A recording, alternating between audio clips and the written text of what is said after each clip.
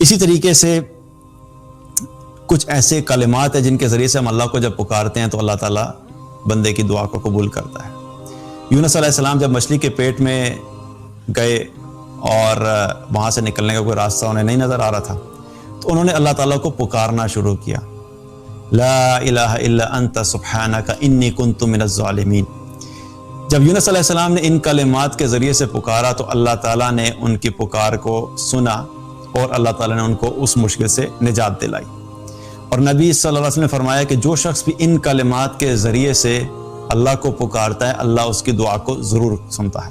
اور اس کی دعا کو ضرور قبول کرتا ہے۔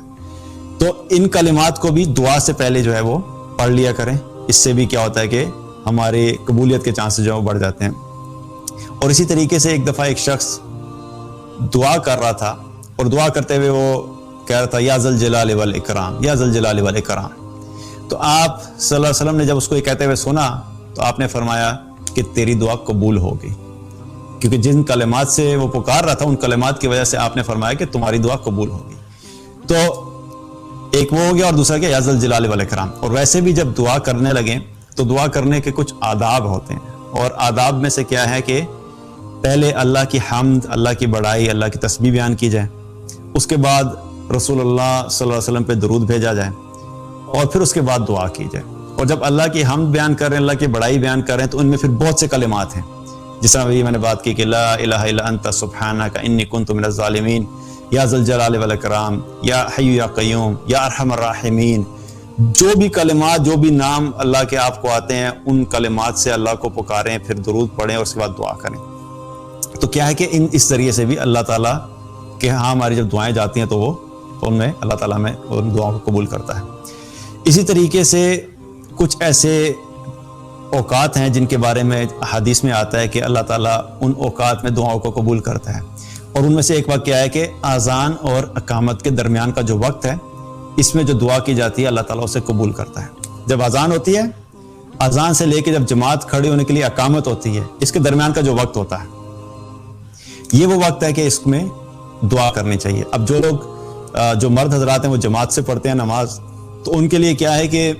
جب آئیڈیلی تو ہونا یہ چاہیے، آئیڈیلی یہ ہونا چاہیے کہ اذان کے وقت پہ مساجد میں ہوں۔ اب آج کا تو خیر کووڈ کی سچویشن ہے لیکن اس میں بھی پہنچا جا سکتا ہے، بہرحال اپنی سچویشن کو دیکھتے ہوئے، لیکن نارمل سرکمسٹانسز کے اندر کیا ہے کہ جب اذان ہو رہی ہو آئیڈیلی اس وقت ہمیں مسجد میں ہونا چاہیے، اور تاکہ پھر اس وقت سے لے کے جو اقامت کے درمیان کا وقت ہے اس میں ہم دعا کر سکیں۔ اگر وہاں پہ نہیں جا سکتے تو کیا ہے کہ ایٹ لیسٹ اذان کے بعد جو ہے تھوڑا سا وقت دعا کر لیں، تاکہ ہمارا وہ جو وقت ہوتا ہے وہ قبولیت کا وقت ہوتا ہے، تو اس میں جتنی زیادہ دعا کر سکتے ہیں اس کو جو ہے اپنی دعا کا معمول بنا لیں۔ اسی طریقے سے حدیث میں کہتے ہیں بارش کا جب بارش ہو رہی ہوتی ہے تو بارش کے وقت، بارش کے دوران جب دعا کی جاتی ہے تو وہ بھی دعا اللہ تعالیٰ قبول کرتا ہے۔ تو جب بھی بارش ہو تو بجائے اس کے کہ سوشل میڈیا پہ اس کی ویڈیوز شیئر کریں اور پکچر شیئر کریں، ٹھیک ہے وہ آپ نے اگر اپنے شوق کے لیے اور انفارمیشن کے لیے شیئر کرنی ہے، لیکن اس وقت کرنے کا عمل کیا ہے کہ دعا پہ بھی فوکس کریں کچھ حصہ۔ اب میں نے یہ نہیں کہہ رہا کہ صبح سے شام تک بارش ہو رہی تو آپ صبح سے لے کے شام تک دعائیں کرتے رہیں، لیکن کچھ حصہ تو بارش کا ایسا ہو، وقت ایسا ہو کہ اس میں آپ اللہ سے دعا مانگیں، کیونکہ ایک اپرچونٹی ہے کہ اللہ کی طرف سے ایک اپرچونٹی آئی ہے کہ یہ وہ وقت ہے کہ جس میں اللہ دعا قبول کرتا ہے، تو اس وقت بھی کیا ہے کہ کچھ نہ کچھ حصہ جو ہے وہ آپ ضرور دعا کیجیے۔ اسی طریقے سے جب انسان سفر کی حالت میں ہوتا ہے اس کی دعا بھی قبول ہوتی ہے۔ جب بھی سفر پہ نکلیں